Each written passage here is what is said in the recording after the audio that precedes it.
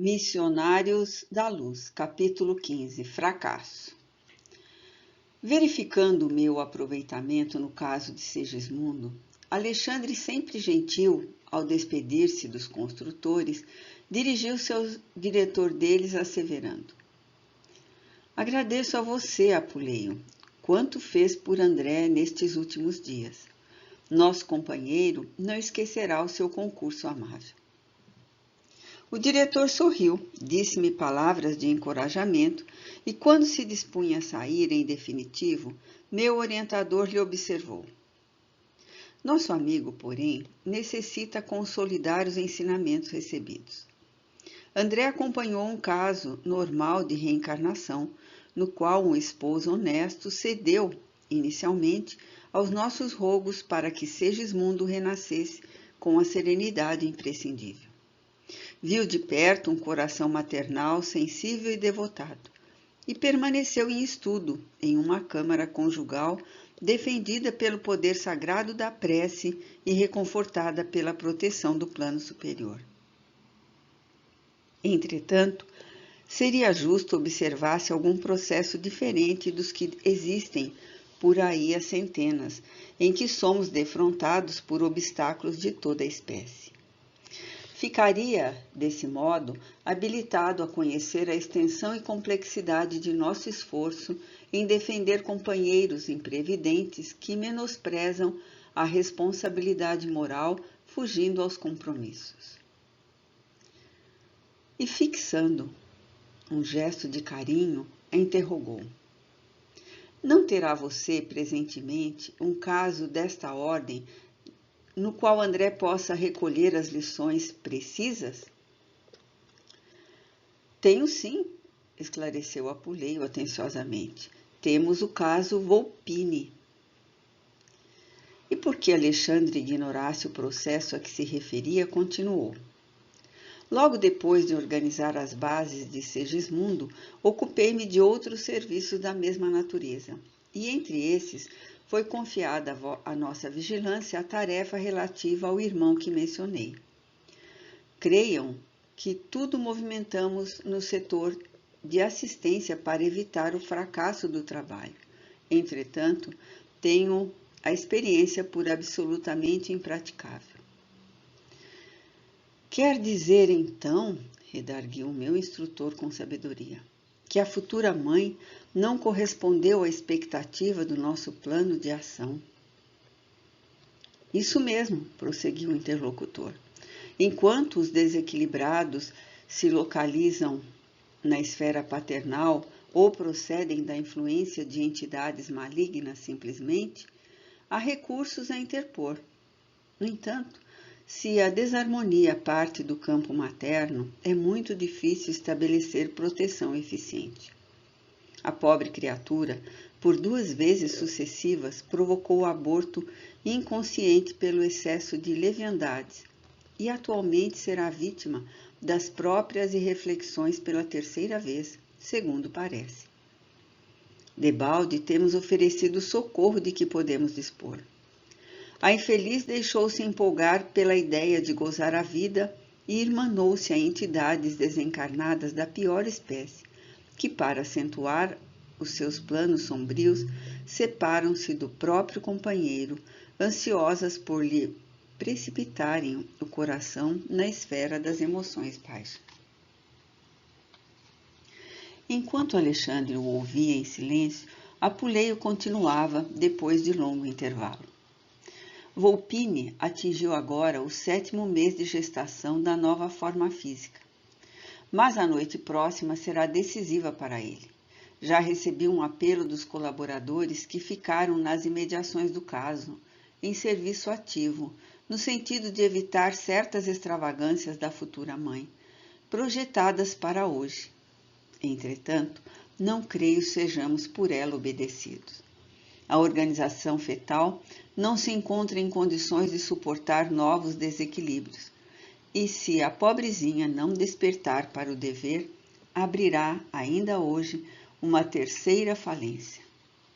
Se André puder vir conosco, dar-nos-á muito prazer. Alexandre, que me parecia muito circunspecto naquele momento, dando a ideia de quem não desejava cultivar qualquer comentário menos edificante, considerou: Nosso companheiro irá com vocês. Por vezes, para preservar convenientemente a saúde, é preciso conhecer as enfermidades. Para cultivar o bem, é necessário não ignorar a existência do mal. Com efeito, à noitinha chegávamos, Apuleio, 2 companheiros dele e eu, a uma residência confortável e de aparência distinta. O grande relógio da parede mostrava 19 horas e 55 minutos.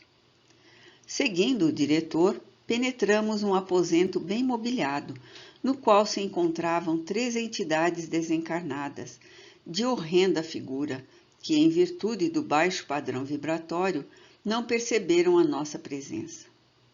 Conversavam entre si, combinando medidas detestáveis que não cabe relacionar aqui.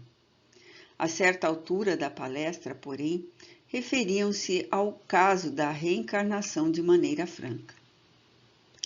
Não sei, comentou um deles, perversos inimigos do bem, por que arte infernal vem resistindo o intruso. Despejá-lo-emos na primeira oportunidade. Quando isso ocorre, disse outro, é que há mãos de anjos trabalhando por trás. Pois que vão para o inferno, exclamou o que parecia mais cruel. Veremos quem pode mais. Cesarina já nos pertence 90%. Atende perfeitamente aos nossos propósitos. Por que um filho intrujão em nossos planos? É preciso combater até o fim. No entanto, considerou o terceiro, que até então se mantinha em silêncio. Há mais de 6 meses estamos trabalhando em vão por alijá-lo. Temos, porém, conseguido muito, tornou o mais revoltado. Não creio que ele se possa aguentar por muito tempo. Talvez hoje façamos o resto. Um filho viria roubar-nos, talvez, a boa companheira com quem contamos agora. Todas as atenções dela convergiriam para ele, e o nosso prejuízo seria enorme. Mas, se existem mãos de anjo trabalhando, temos mãos de demônios para agir também. Já vencemos 2 vezes, por que não vencer agora igualmente? E se o filho vier, considerou um dos interlocutores, certamente virá o esposo de regresso. Não poderemos conservá-lo à distância por mais tempo, caso isso se verifique. Isso nunca, respondeu o adversário mais feroz com inflexão sinistra. Como era diferente aquela paisagem interior, comparativamente à câmara de Raquel, na qual levara a efeito tão formosas observações referentes à tarefa reencarnacionista. O aposento mantinha-se absolutamente desguarnecido de defesas magnéticas e não se via o movimento de visitação espiritual da esfera superior que caracterizava a formação do novo corpo de Segismundo. Está observando? Falou Apuleio gentil. Nem sempre a nossa tarefa se desdobra ao longo dos jardins afetivos. Muitas vezes devemos operar sob verdadeiras tormentas de ódio que desintegram nossos melhores elementos magnéticos de cooperação. Esse caso é típico. Recordei que a residência de Adelino se enchia diariamente de afeições do plano espiritual e perguntei: mas a futura mãe não dispõe de relações em nossa esfera? De qualquer modo, respondeu ele, sempre temos bons amigos na zona superior àquela em que nos encontramos. Todavia, em certas circunstâncias, afastamo-nos voluntariamente deles. Cesarina poderia contar com diversas amizades. No entanto, ela mesma se incumbe de obrigá-las à ausência. Impressionado, considerei. Não terá ela, contudo, um pai ou mãe em nossos círculos espirituais que tome a si o sacrifício de defendê-la? Tem um pai que a estima com extremos de afeto, esclareceu o diretor. No entanto, sofria imerecidamente pela filha leviana e grosseira, e tanto padeceu por ela que os seus superiores em nossa colônia espiritual submeteram-no a tratamento para ouvido temporário da filha querida, até que ele possa se recordar e se aproximar dela sem angústias emotivas. O assunto era novo para mim. Havia então recursos para aplicação do esquecimento no mundo das almas? Apuleio sorriu bondoso e falou: Não tenha dúvida. Em nossa esfera, a dureza e a ingratidão não podem perseguir o amor puro. Quando as almas reencarnadas se revelam impermeáveis ao reconhecimento e à compreensão, distanciamo-nos delas naturalmente, ainda mesmo quando encerrem para nós valiosas joias do coração, até que se integrem no conhecimento das leis de Deus e se disponham a segui-las em nossa companhia.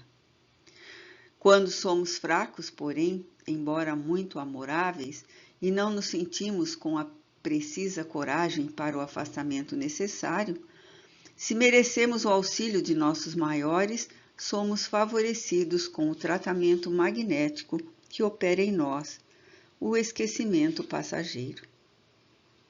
Nesse instante, Cesarina penetrou no quarto, seguida dos espíritos construtores que velavam por Volpine, o reencarnante.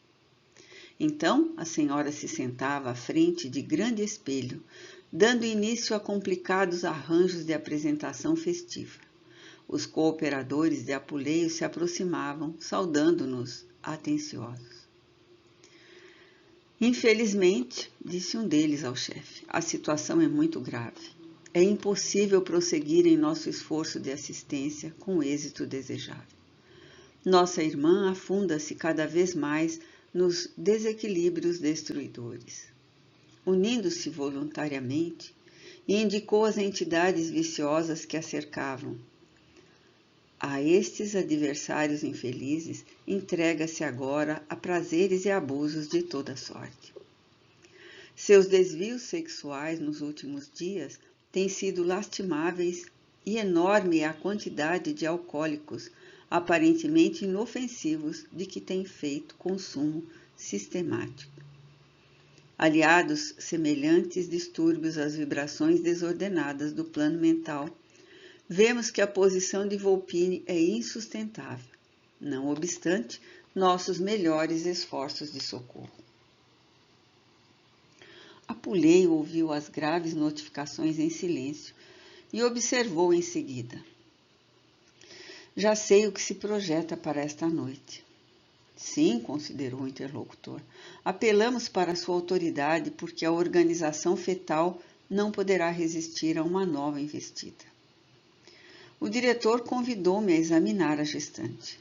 Ao lado dela permaneciam as entidades inferiores a que me referi, que demonstravam absoluta ignorância de nossa presença. Cesarina, com o excessivo cuidado das mulheres demasiadamente vaidosas e inconscientes da responsabilidade moral, utilizava certos recursos para disfarçar o aspecto da gravidez adiantada, deixando adivinhar que se preparava com esmero para uma noitada de fortes emoções. Fixei minha atenção no feto, auxiliado pelo chefe dos construtores, mas não pude esconder minha surpresa e compaixão. O caso Volpine era muito diferente do processo de reencarnação verificado em casa de Raquel. A forma física embrionária demonstrava manchas violáceas, revelando dilacerações. Pequeninos monstros, somente perceptíveis ao nosso olhar, nadavam no líquido amniótico, invadindo o cordão umbilical e apropriando-se da maior parte do delicado alimento reservado ao corpo em formação. Toda a placenta era assediada por eles, provocando-me terrível impressão.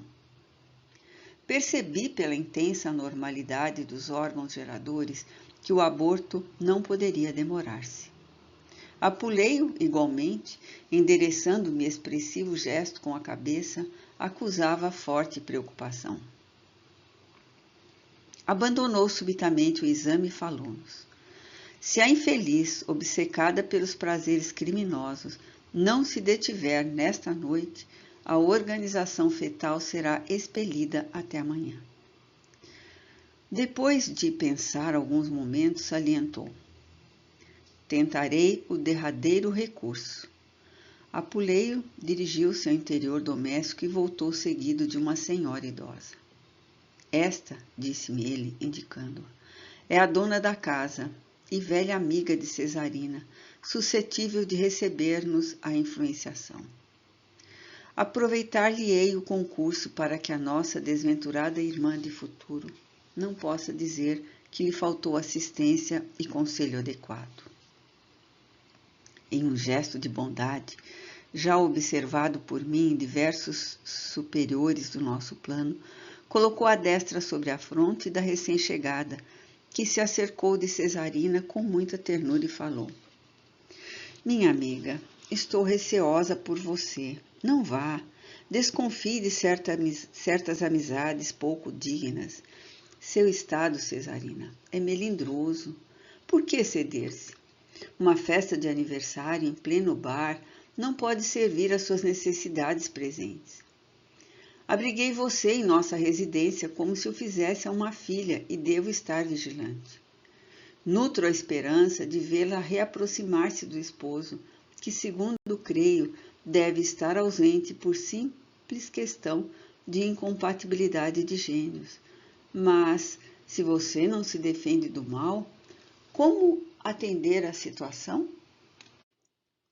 Um dos infelizes seres da ignorância e da sombra que perseguiam Cesarina, por invigilância dela, envolveu-a nos braços, como se desejasse comunicar-lhe o seu estranho e perigoso magnetismo.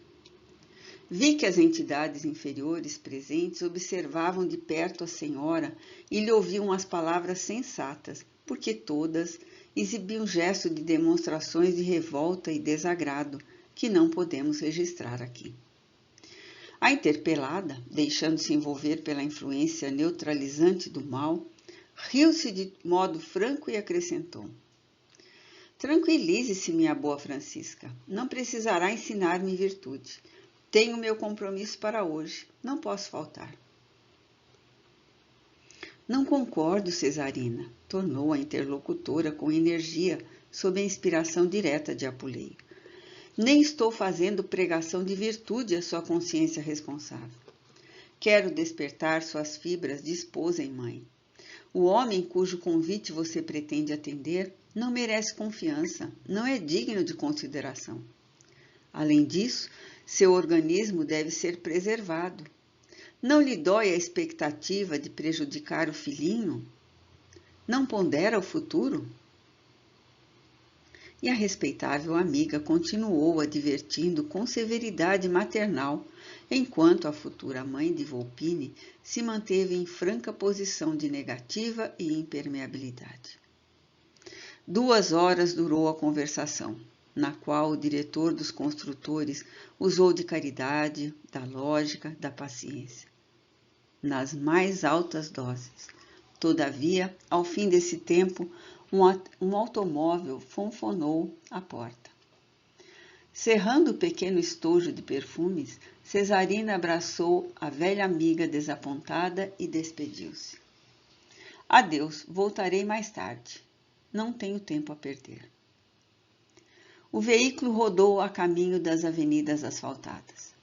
As entidades perturbadas seguiam no carro célere, mas nós, esperando a manifestação de Apuleio, ali permanecemos. Algo triste, o chefe de serviços dirigiu aos colaboradores declarando: podem regressar à nossa colônia em descanso. Nada mais tem que fazer por agora. O dever de todos foi bem cumprido. E olhando para mim, significativamente acrescentou: irei eu mesmo, em companhia de André, buscar Volpine para recolhê-lo em lugar conveniente. O ambiente era de consternação, porque se os espíritos superiores são equilibrados, não são insensíveis. Acompanhei Apuleio durante longos minutos de silêncio, penetrando em seguida em uma casa de barulho ensurdecedor.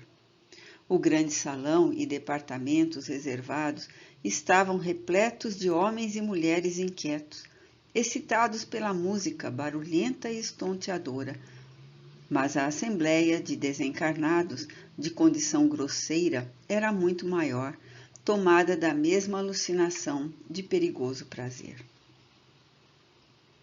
Mantenha-se indefensiva, advertiu-me o diretor. São poucos os desencarnados com reduzido tempo de experiência que podem penetrar ambientes como este para serviços de proteção. Não nos cabe descrever as paisagens tristes desdobradas ao nosso olhar. Cumpre-nos tão somente esclarecer que não tivemos dificuldade para reencontrar Cesarina em companhia de um cavalheiro menos escrupuloso entre finas taças de alcoólicos elegantemente disfarçados. Apuleio aproximou-se e retirou Volpini, que a ela se abraçava como criança semi-inconsciente. Em seguida, viu-o aplicar passes magnéticos em toda a região uterina, empregando infinito cuidado. Retomando Volpini, que confiara às minhas mãos para poder operar com eficiência, falou-me calmo. Desliguei o reencarnante do santuário maternal. Entretanto, não deveríamos esquecer-nos de ministrar o devido socorro à mãe vigilante. Ela precisa continuar a luta terrestre, quanto possível para aproveitar alguma coisa da oportunidade. Retiramo-nos, conduzindo o companheiro prematuramente desligado a uma organização socorrista, mas depois de atender a todos os deveres que me competiam, desejei, na qualidade de médico, observar o que se passava com a pobre mulher fracassada em sua missão sublime. Nas primeiras horas da manhã, dirigi-me à residência que visitáramos na véspera. Com grande surpresa, porém, verifiquei que Cesarina não se encontrava em casa. Não se passaram muitos minutos e uma vizinha interpelava a senhora que Apuleio influenciara, perguntando-lhe o que eu desejaria saber. Cesarina explicou a matona preocupada. Na manhã de hoje foi recolhida a uma casa de saúde em estado grave. No decorrer da rápida conversação, recolhi as informações necessárias relativamente ao endereço e procurei visitar incontinenti a infeliz criatura que deixáramos na festa elegante da véspera. Fortemente impressionado, soube que Cesarina, em gravíssimas condições, acabava de dar à luz uma criança morta.